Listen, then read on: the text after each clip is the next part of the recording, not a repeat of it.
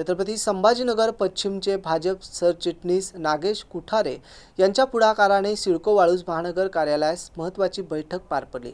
या बैठकीत नागरिकांना मूलभूत सुविधा पूर्ण न देता सेवा हस्तांतरण करू नये अशी ठाम भूमिका मांडत प्रशासनाला निवेदन देण्यात आले आहे। सिडको वाळूज महानगर प्रकल्पाला जवळपास 3 दशके पूर्ण होऊनही पाणीपुरवठा, रस्ते, पथदिवे, कचरा व्यवस्थापन, मल्ल निस्सारण यासारख्या जीवनावश्यक सुविधा अद्याप अपूर्ण असल्याचा आरोप भाजप पदाधिकाऱ्यांनी केला आहे।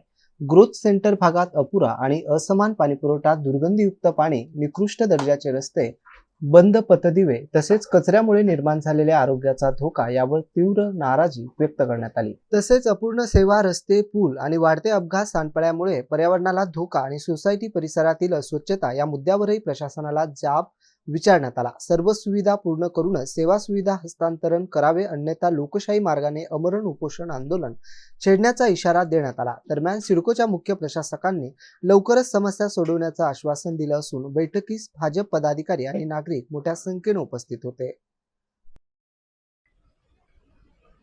नागेश कुठारे, भाजपा सरचिटणीस। आज सिडको वाळूज महानगर प्रकल्प अंतर्गत ज्या मूलभूत आणि भौतिक ज्या सेवा सुविधा मिळत नाहीत आणि हे सर्व न मिळता यांनी छत्रपती संभाजीनगर विकास प्राधिकरणाकडे हस्तांतरण केले। या सर्व सुविधा सर्वप्रथम पाणी, घनकचरा, पथदिवे, सर्व्हिस रोड आणि मुख्य रस्त्याचं डांबरीकरण लोकवस्तीला प्राधान्य देऊन करण्याबाबत आम्ही या ठिकाणी आज बैठक आयोजित केली होती।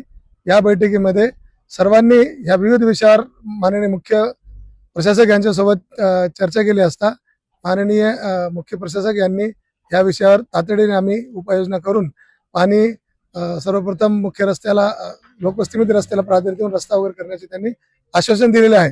जर त्यांनी हे सर्व आश्वासन दिलेले 15 दिवसामध्ये त्यांनी काही पुरवठा जर नाही केला, हे जर काही मान्य आमचे केलेलं नाही, तर आम्ही 15 दिवसामध्ये सिडकोच्या विरोधामध्ये या ठिकाणी लोकशाही पद्धतीने जन आंदोलन करण्यात येईल।